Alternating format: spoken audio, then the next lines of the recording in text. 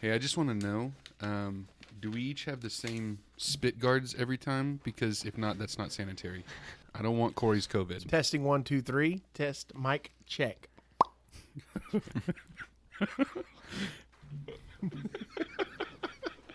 So great.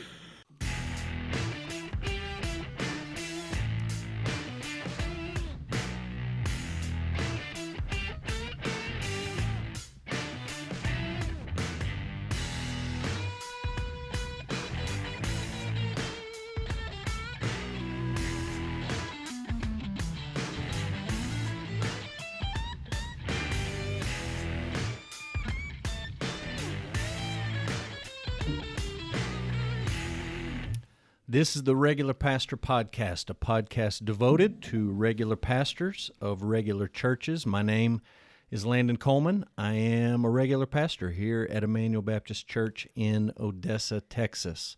Today we got a full house. The crew is here. Corey, also known as Les Speer, sitting to my left. Hunter, a.k.a. The Reaper, sitting straight across from me. And Jake, maybe the manliest man I know, sitting directly to my right. Definitely the manliest man. Awkward laughter on that one. Hunter, why are we calling you the Reaper? Why do you have a new nickname? Because I beat all of you nerds in a wing eating contest. I don't remember it exactly like that, but something similar to that happened. Jake, do you have any commentary on the wing eating contest? Okay, so technically Hunter did eat all of the wings first. Which means he won. Which does mean he won. He did not win gracefully. How did he win? The noises that were coming out of his mouth as he was eating these wings. Kind of like a pig going to slaughter? Well, I've never been a part of an exorcism, but that's what I imagine an exorcism would sound like. We posted a few pictures. Jake's thought was we should have posted a video, a Facebook Live, because then the winner would have likely been mocked the most by those joining us online. Nevertheless, you're the champ. Hey. You get the nickname Reaper because we ate Carolina Reaper hot wings at Buffalo Wild Wings, which brings me to the sponsor of today's episode, the Carolina Reaper wing at Buffalo Wild Wings. When you go back to B-dubs, are you going to get them again? Heck no. Why not? You saw how hot they were. I thought Satan was whispering a curse in mine. I bet if Jake was buying them, he would eat them. No. I only did that to prove you nerds that I could beat you. Well, you won. You were the champ. Corey and I were sort of keeping pace in the middle there, and Jake was I was eating them last. slow because I enjoyed them. I wanted to savor the flavor. Oh, Jakey. Normally Jake is referred to as mild salsa on this podcast. I'm considering dropping the nickname because you did eat the wings, and they were hotter than mild salsa. The only thing that gives me pause about giving up the nickname mild salsa is that I didn't give it to you. Your wife gave you that nickname. It's true. And I don't want to get in between a thing in your marriage. I don't want to meddle in a home. And so if your wife feels like that's a good nickname, we probably need to roll with it. No, she doesn't. We probably need to stick with it. it. We'll check with Desiree. Okay. Can we call her right now? That would be amazing, right? Live in on the podcast. Jake, I wish you would have brought sunglasses for us. You are glowing over there on the far side of the table. You've got hunting orange on, and apparently you're going to try out for the volleyball team at UTPB.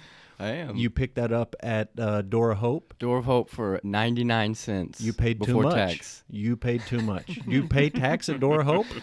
I do. Okay, well, there you go. You paid. You didn't barter.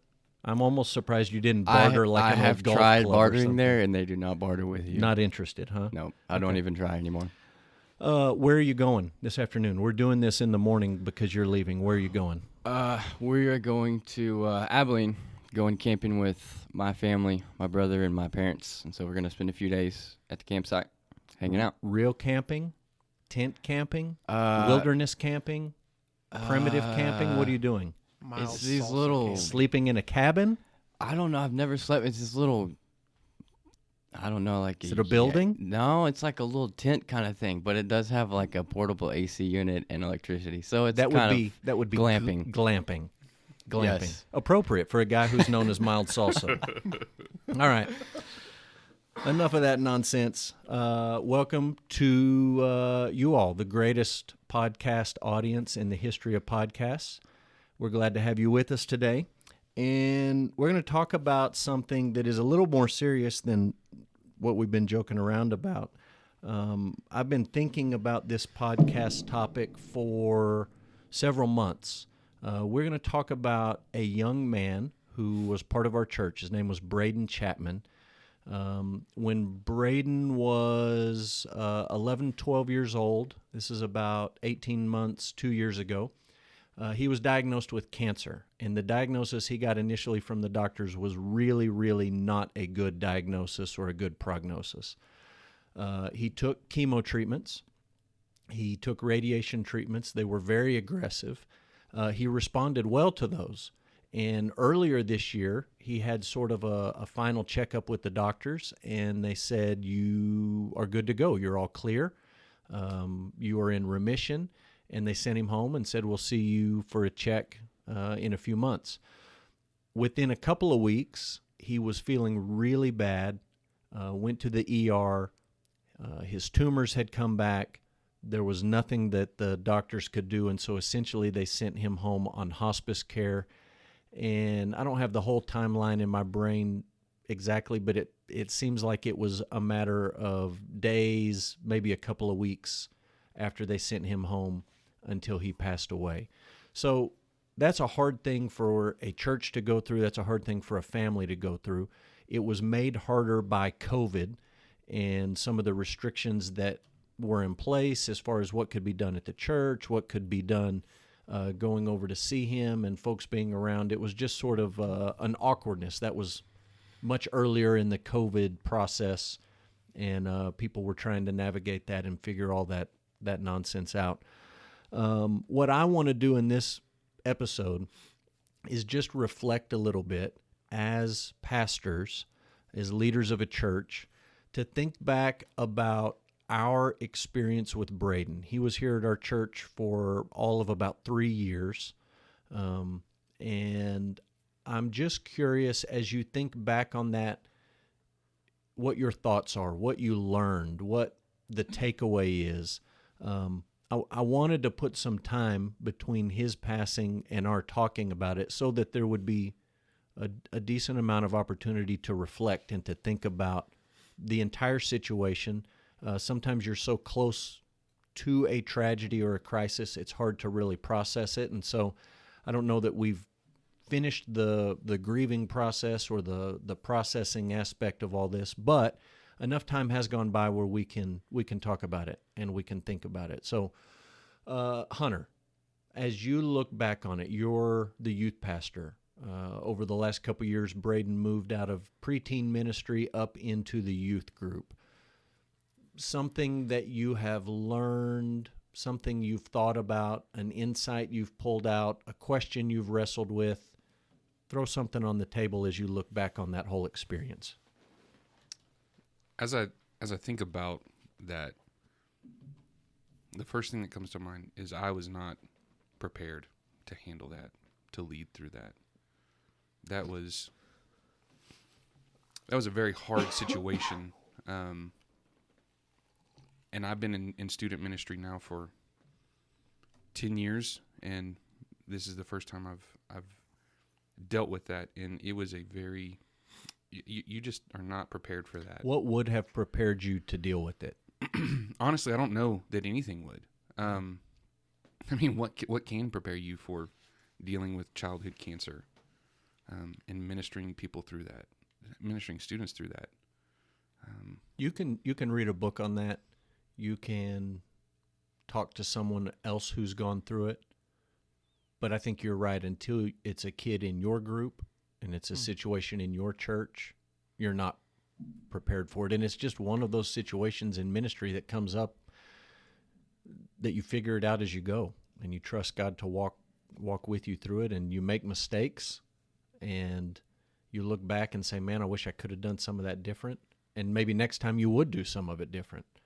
But I think that's a common pastoral experience. Yeah. Corey, what do you think? Something you learned, something you've thought about as you look back on the whole thing? You know, as Hunter and I had talked about, I told him through all of my years of youth ministry that I did not have a student that had become sick or passed away, and was very blessed in that. But I have had to deal with that with a lot of church members. So it's I think I was had a little more insight on how to handle those types of things, and seeing the ugliness of what, you know, our fallen world and that we live in. And I think the most difficult part, you're walking through it with the family, is dealing with that with the students who have to grapple with that. Because I remember in middle school when I lost a friend, he passed away in a plane crash, and us struggling with that and walking through that and having to talk with people in that, and the difficulties of that. And I can't even imagine what it would be like to have someone in your church youth group go through that. And so I think you did a wonderful job in getting students around the house to walk through that with them, to be a part of the process with them, mourning with them, explaining to them what was happening, what was going on, and just being there for Braden. I mean, kudos to you. I know this isn't about you, but I thought you did a great job during all that process. There's a minute. I had a professor who used to talk about the ministry of presence, not presence like Christmas presents, but presence like being there. Yeah. You have to be there as much as possible, and in a situation like this, I think what you're driving at is not just presence with Braden and his family, but also presence with the other students who are processing it. And you got all those kids going through a grieving process at different speeds, at different stages. It's hard to walk a group through something like that. And probably the best way you do it is you walk individuals through it individually. But there is a group sense in which you're trying to, work through something and process something and deal with it. So I think that's good. Jake, anything that you have thought about over the last few months as you've reflected on the whole situation? Yeah, I mean, I've just been kind of wrestling with the thought of, or like coming to terms with, like how shielded I am, and I think a lot of us as Americans are, from suffering and from more tragic deaths. I mean, we have, the blessings of modern medicine, and, we're able to fix sickness if we can. And I don't know, just realizing how blessed we truly are, and praise God that you guys haven't had to deal with death in your ministries before.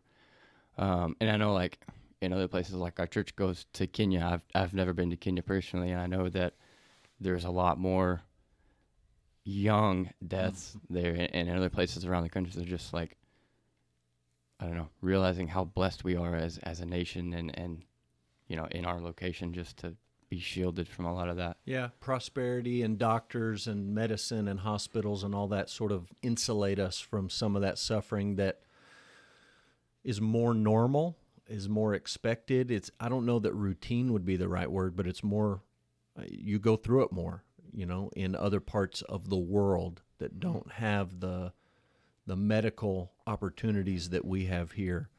I think about Chris Harrington telling us about some recent things some of those our partner pastors have gone through that seem so, just recent things, they seem so foreign to us. We don't deal with those kinds of things. And it's not because we're smarter or better or our church is bigger or better or any of that. It's just a function of geography. It's literally where we live, that we don't have to deal with some of the things that they have to deal with, whether that's sickness that's not as treatable, or weather that's not as preventable as far as destruction goes and things like that. there are certainly things that we probably take for granted there. On the note of suffering, it's a reminder that you can get in a routine of burying older church members, and it feels like over the last maybe 2-3 years we've had sort of the old guard of our church has been passing away. We've done a lot of those funerals for long-time members. This was not a long-time member, and it was not an old person. It was not a senior citizen.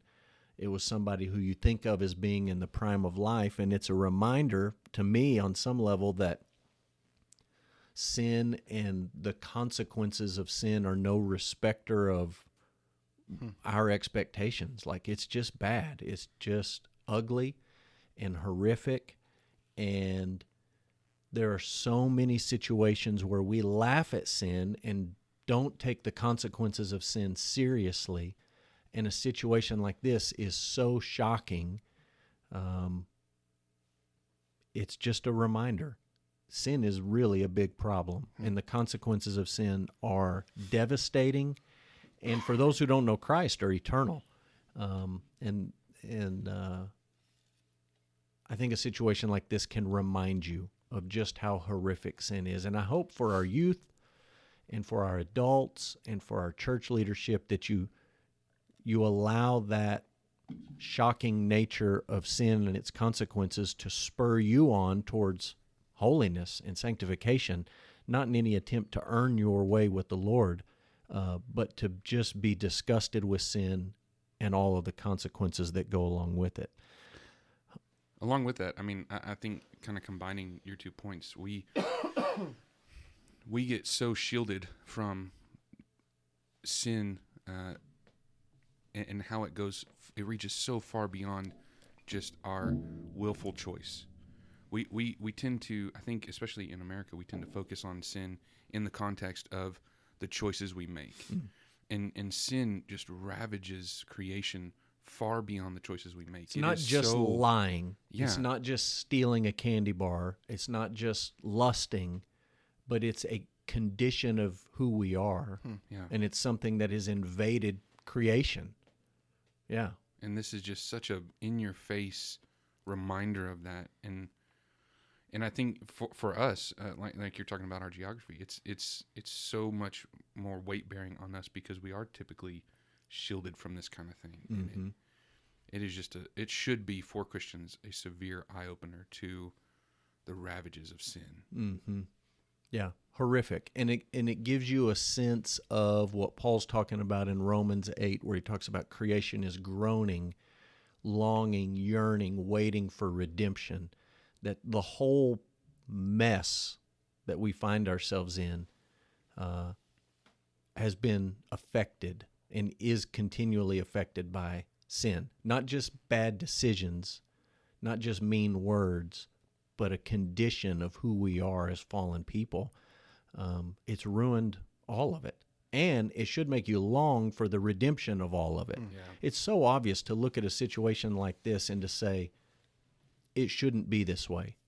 You know, you bury an 85-year-old man and he lived a long, full life and had a great family and nice retirement, and there's some solace in that. There's some sense of expectation. That's how it goes. This is a very different situation. It's in your face, and it's so obviously not what is supposed to happen.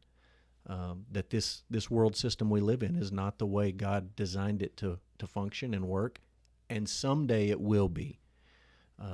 Sin will be removed, not just in the individualistic sense of lying and meanness and cussing and lusting and all the rest, but in the brokenness that's invaded creation. So that's a good thought. Corey, what else? Anything else that you've thought about over the last few months? You know, I guess you can't really talk about this. You can't talk about the bad part of this without thinking about the good in Braden's life, and Which was what? and the joy that young man had. You know, the fact that we saw him come to a relationship with Jesus, we saw him get baptized, and then even as he was going through chemo and dealing with the sicknesses and the joy that he had, and I remember him coming to church and He was not about going and sitting with all the guys. He wanted to sit right in the middle of a row of girls, and just the joy that he had, even in the midst, even when he knew his last days were here, and he was confined to his bed, and just wanting to encourage people as they came to visit him, and wanting to be, just a joy.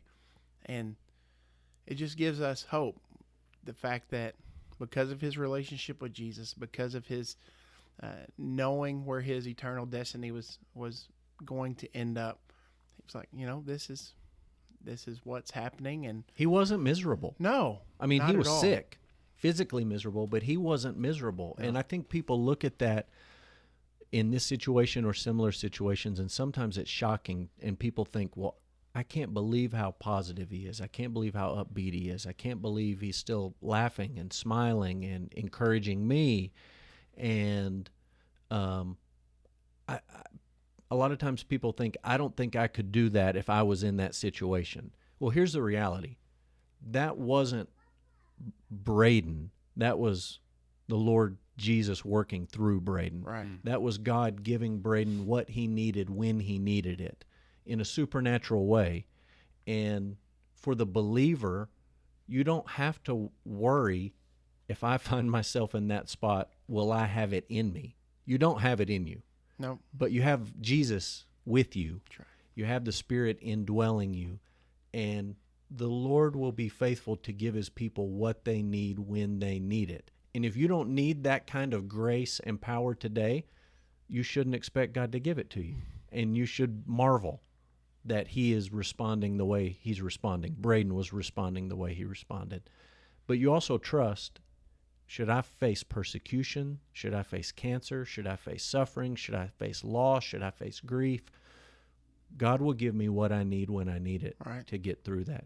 That was a remarkable thing to watch in his life. We often drove down the road to see him, hoping to encourage him, and I think came back encouraged by Daryl and Patty and Braden more than we felt like we encouraged them. We got more out of it than they did. So there you go. Jake, what do you think? Any other thoughts? I mean, just thinking about it from like a skeptic's perspective, or like how an unbeliever would view this. Like, I mean, initially when it happened, I was like wrestling with the thought of like, that is not fair that you would take this, junior high boy who's, one of the most mature junior high boys I've ever seen, and he is solid in his faith, and like that's not. And even fair. as a believer, you're wrestling with that. Yeah. Like, I mean, you were talking about the result, the consequences of sin is death, and like, I get that from a theological perspective, but when you see it happen, like, yes, the consequences of sin are death. Like, it's a different side of it that you have to pick the mean kid, not the nice kid. Right. Yeah. Yeah. Yeah, it's brutal. And there's a world of difference in knowing something, knowing a spiritual truth intellectually, and then learning it in the core of your heart. And, I asked you guys, what did you learn through all this? I don't know that you learned a new doctrine. Like you came out on the other side saying, oh, I didn't know about the doctrine of sin. Oh, I didn't know about the doctrine of depravity. Oh, I didn't know. I mean, we knew those things, but there are certain situations in life and ministry and church that drive those truths home in a new way and give you a depth of understanding, a greater understanding of just what it is you've been preaching about and teaching about all these years. And that certainly happened here. I think for me, one of the things that I have thought a lot about is, the journey for Braden was, you're very sick, you're not going to get better. Then it kind of became, you're actually getting better. And then it became, no, you are better. You're clear. You don't have cancer anymore. And then immediately shifted back to, no, you're not better, and there is not anything else that we can do. And somewhere in that last month or two of his life, He came to his last Sunday morning worship service. He came to his last Wednesday night youth group.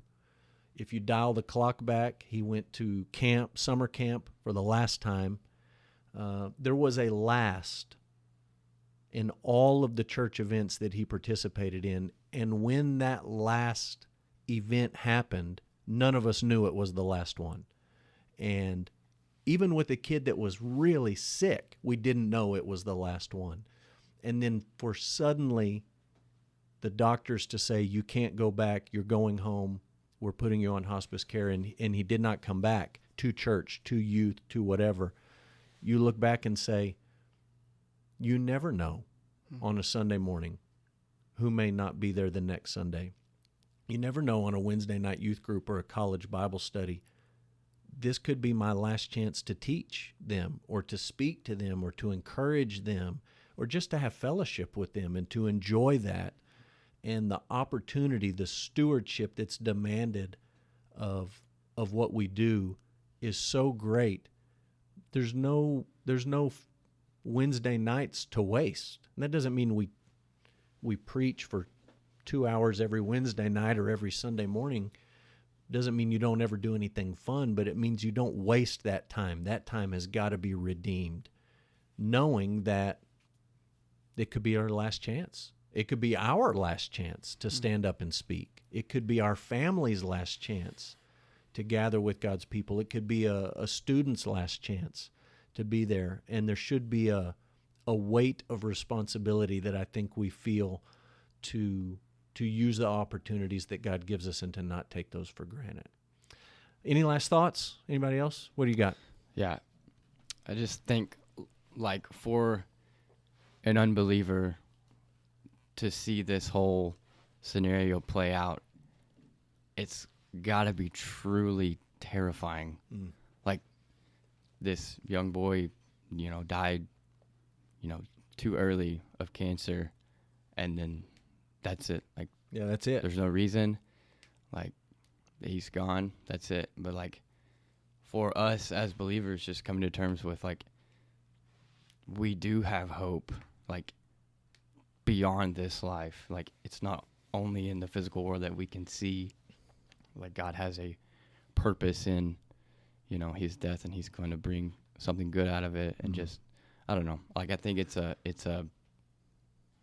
way for an unbeliever to see the gospel. I think Christianity often gets attacked as if all these things you believe about God are true, why is there so much suffering in the world?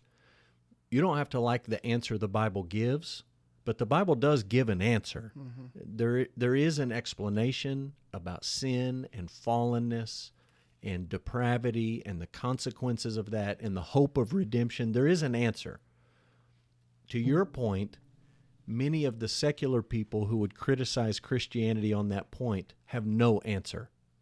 I mean, you look at this situation and you say, what is your explanation of this? And their explanation is, it's just chemistry. It is literally just chemistry. Molecules interacting. He got the wrong ones. It didn't go his way. That's it. That's the end. And I think as a human being, that's just not very intellectually satisfying to say it is what it is, and there's no sadness to it. There's no rightness or wrongness to it. It's just chemistry, predetermined chemistry. As a human being, you rage against that and you say, no, it shouldn't be this way. There's something inside of you that says it ought not be this way. And a secular worldview has no answer for that other than to say, it just happened. You shouldn't really feel any way about it. There's no rightness, no wrongness, no good, no bad. It's just chemical reactions, and that's the result of them. That's not an intellectually satisfying answer at all. Yeah, great point. Any other thoughts? I am so grateful for the time that we have with Braden. I'm grateful for Daryl and Patty bringing him in and bringing him to church and what that did for his life. And ours. Yes, absolutely. He was a special kid, man. And he's the type of student that makes being a student pastor worth it. He was excited to come to Sunday school. He was excited to come to Bible studies, and he engaged in conversation.